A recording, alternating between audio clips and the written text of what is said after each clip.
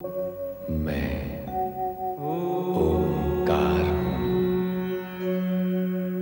मानवीय मूल्यों के धरातल पर सद्भावना, करुणा, प्रेम, सत्य, निश्चलता और समभाव से निर्मित स्वस्थ और सुंदर जीवन रूपी भव्य भवन का मैं शिल्पकार हूं। मैं ओंकार हूं।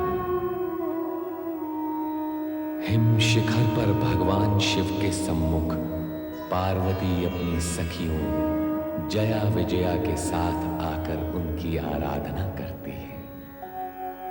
यद्यपि नंदी उनका स्वागत करता है, किंतु भीतर से वो भगवान शिव के कारण भयभीत भी है।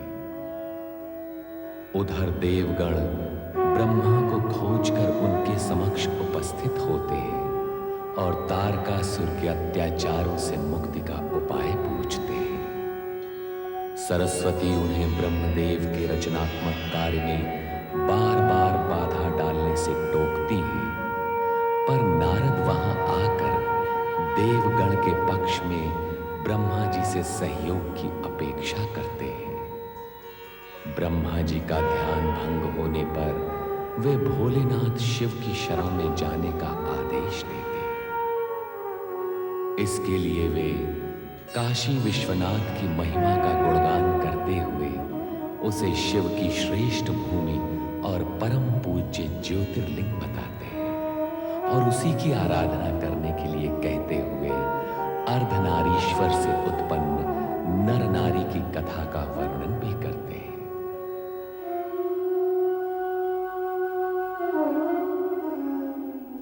कितनी अद्भुत है ये काशी नगरी। मन प्रसन्न हो गया। ऐसी अलौकिक नगरी देखकर आंखें धन्य हो गई। मन में ऐसी प्रेरणा जागृत हो रही है कि हमें शिव आराधना करनी चाहिए। मेरी आत्मा भी इसकी इच्छुक है।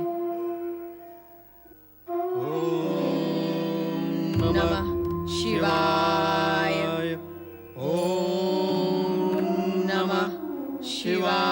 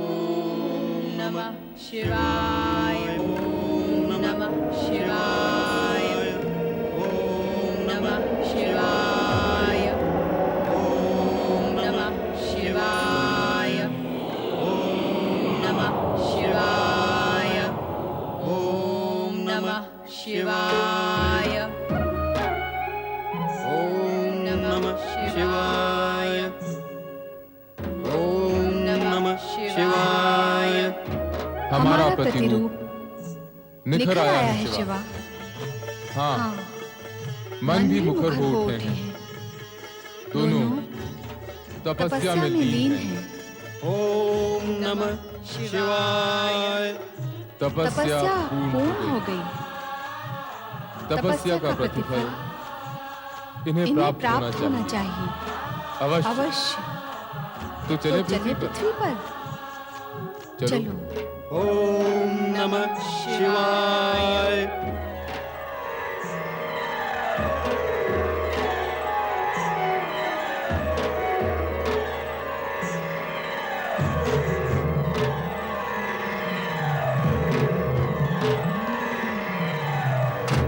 ओम नमः शिवाय। आंखें खोलो। हमसे उत्पन्न पुरुष एवं प्रकृति आंखें खोलो।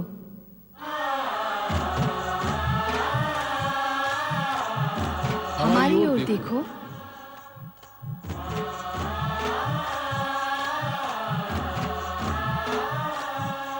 हम तुम्हारी तपस्या से प्रसन्न हैं।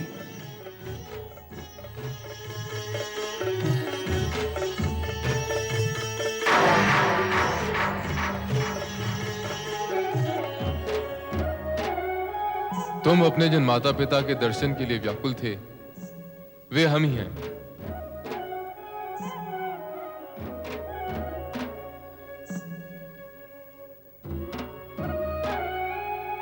तुम जानना चाहते थे कि तुम्हारी उत्पत्ति कैसे हुई। वे हम ही हैं जिनके द्वारा तुम्हारी उत्पत्ति हुई है। मैं तुम्हारा पिता हूं। मैं तुम्हारी माता हूँ। आपका नाम क्या है? मेरा नाम शिव है। आपका नाम क्या है? मेरा नाम शिवा है। तुम दोनों ने हमारी आज्ञा का पालन करते हुए आदर्श नर नारी का रूप प्रस्तुत किया है। हम तुम दोनों से प्रसन्न हैं। कहो, तुम क्या चाहते हो?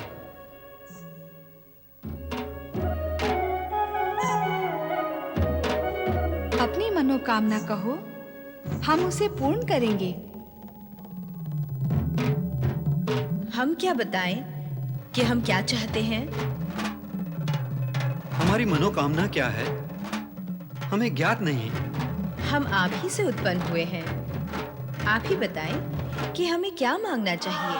हाँ, उचित यही होगा कि आप हमें बताएं कि हमें क्या चाहिए।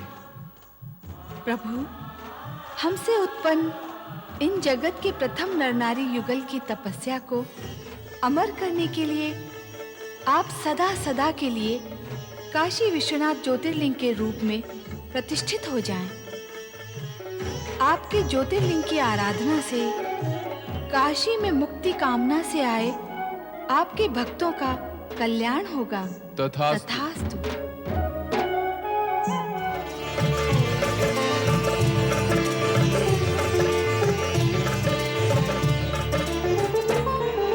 शिव के भक्त जनों ने पुकारा जब संकट पड़ने पर। शिव के भक्त जनों ने पुकारा जब संकट पड़ने पर। तब तब ज्योतिर्लिंग में पधारे अजय अमर शिव शंकर।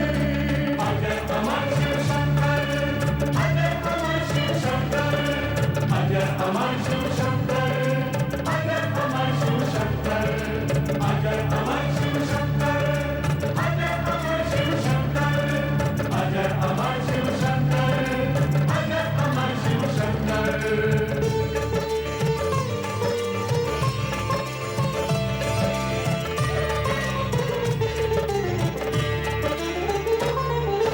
काशी नगरी वाराणसी में ज्योतिर्लिंग है विश्वेश्वर।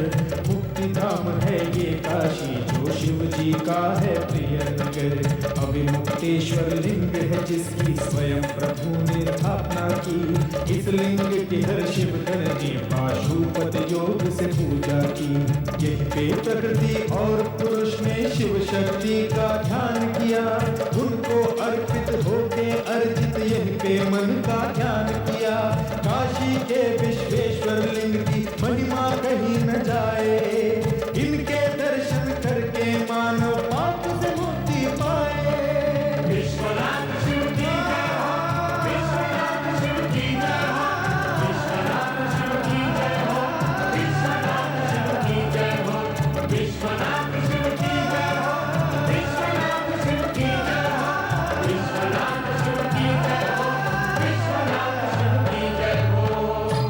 काशी विश्वनाथ ज्योतिर्लिंग की कथा सुनाने का अभिप्राय यही है कि आराधना व तपस्या कभी किसी की व्यर्थ नहीं जाती।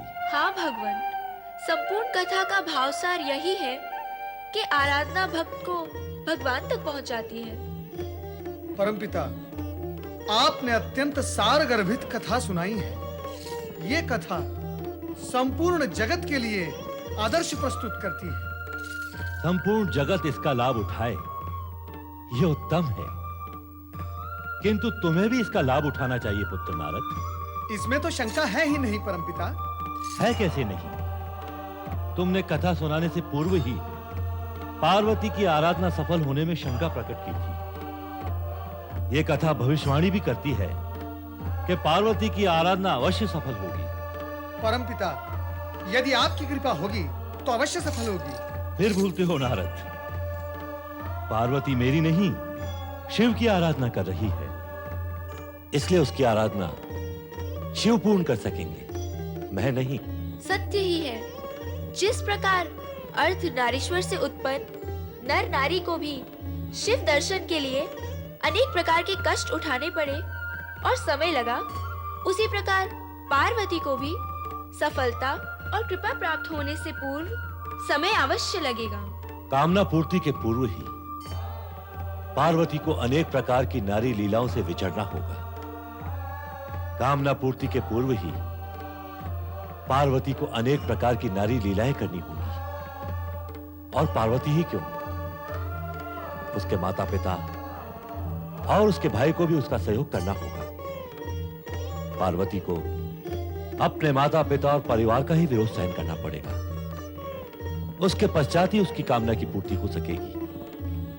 तात्पर्य ये कि आप सभी को शिव पार्वती के मिलन के विषय में किसी प्रकार की कोई शंका नहीं होनी चाहिए, क्योंकि शंका निराशा को जन्म देती है और निराशा पीड़ा, और पुरुषार्थ पीड़ा सहित होकर नहीं, पीड़ा रहित होकर किया जा सकता है। नारायण नारायण, आहा, अति सुंदर, अति उत्तम।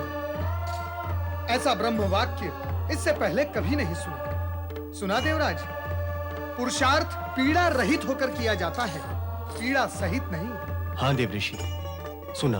मात्र सुनने से कार्य नहीं होगा देवराज, इसे गुणना भी होगा। और अभी वो समय नहीं आया कि गुणने की सामर्थ्य समाप्त हो जाए।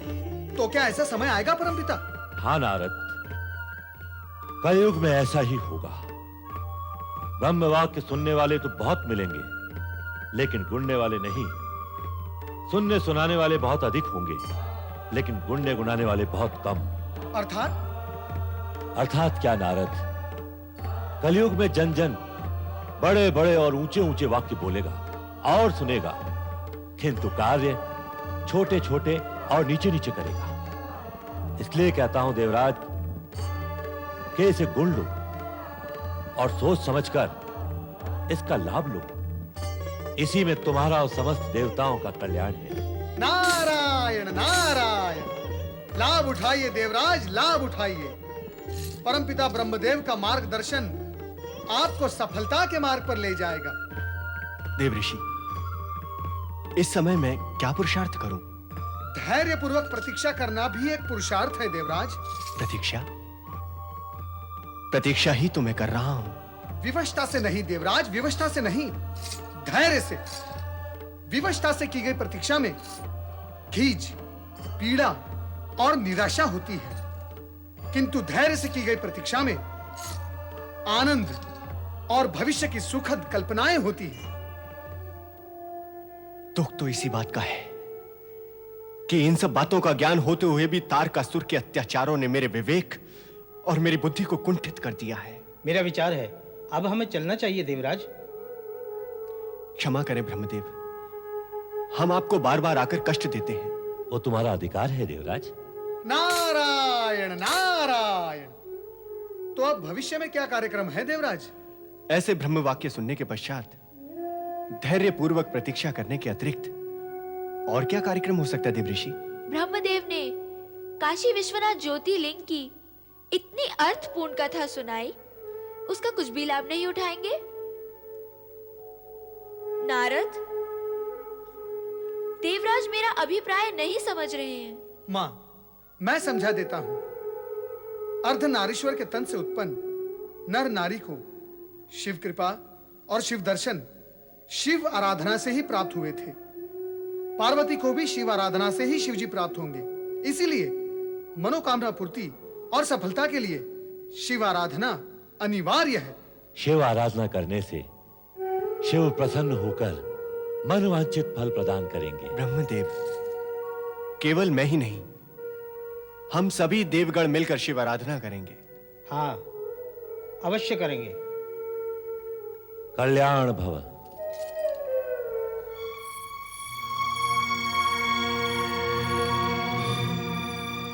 कहाँ जाने की तैयारी हो रही है? आप जानते हैं भैया कि हम कहाँ जा रहे हैं। जानता हूँ, लेकिन तुम्हारे मुंह से सुनना चाहता हूँ। तो सुनो, मैं अपनी सखियों के साथ शिव आराधना के लिए हिमगिरी शिखर पर जा रही हूँ। मैं तुम्हें वहाँ नहीं जाने दूंगा। क्यों? तुम जानती हो। जानती हूँ, पर आपके मुख से सुनना चाहती हूँ। तो सुनो, हमें अपमानित करने वाले उस हठधर्मी शिव की आराधना करने से रोकते हुए भी हमने तुम्हें नहीं रोका, तुम्हारे पति स्नेह के कारण। किंतु अब तुम्हारी पूजा आराधना को स्वीकार ना करके वो तुम्हारी भी उपेक्षा कर रहा है। ये असहनीय है। इस प्रकार वो तुम्हारी ही नहीं बल्कि हमारी और हमारे राज परिवार की भी उपेक्षा कर रहा है। भैया, सम्मान पाने की इच्छा रखने वालों को सम्मान देने की इच्छा भी रखनी चाहिए। मैंने किसका अपमान किया है? अपनी भाषा से पूछिए, वो बताएगी कि सम्मानीय के प्रति आदर सूचक शब्दों का प्रयोग ना करना अपमान जैसा ही है। तुम्हें शिव के सम्मान का इतना विचार है, किंतु अपना और अपने परिवार के मान अपमान का तनिक भी विचार नहीं। जब तुम्हारी पूजा आराधना वहां स्वीकार ही नहीं होती तो तुम उस उपेक्षा के उपरांत वहां क्यों जाती हो? क्या है तुम्हारे पास इस प्रश्न का उत्तर? पूजा आराधना स्वीकार होने में कितना समय लगता है, अथवा आराध्य अपने भक्त की पुकार कितने समय में सुन लेते हैं? इस प्रश्न का उत्तर है आपके पास? अच्छा, तो अब तुम तर्क से अपना मार्ग प्रशस्त करना चाहती हो, किंतु मैं तुम्हें वहां नहीं जाने दूंगा। मुझे जब तब से रोकने की चेष्टा व्यर्थ होगी भैया। ये क्या तर्क वितर्क चल रहा है तुम दोनों में? पिताजी, मैं आपसे, माँ और भैया से हाथ जोड़कर विनती करती हूँ कि मुझे शिव आराधना करने से ना रोकें। यदि रोका गया तो मेरे लिए अहितकारी होगा। पुत्री, जो तुम्हारे अहित में होगा वो हमारे हित में भी नहीं होगा। पिताश्री, आप पार्वती के शब्द जाल में ना आए। तो तुम्हारे क्रोध जाल में आ जाओ मेनाक। बुद्धि से काम लो पुत्र। जो हमारा अपमान करे वो हमारा शत्रु है। क्या अपने शत्रु का विरोध करना बुद्धिहीनता है? बिना सोच विचार किए किसी के प्रति शत्रु भाव रखना बुद्धिहीनता ही है पुत्र। भला शिव हमारे शत्रु कैसे हो सकते हैं? इससे पूर्व भी तुम्हें कहा था मैंने, भगवान शिव हमारे यहाँ अल्पकाल के लिए एकांतवास के निमित्त आए हैं। अल्पकाल के लिए पुत्र कारण किसी के प्रति शत्रु भाव रखने से उसे तो लेश मात्र भी हानि नहीं होती है, किंतु स्वयं की हानि हो जाती है और उस हानि से शेष कुछ नहीं बचता। पुत्री पार्वती, तुम अपनी सखियों के संग जाओ और भगवान शिव की आराधना करो।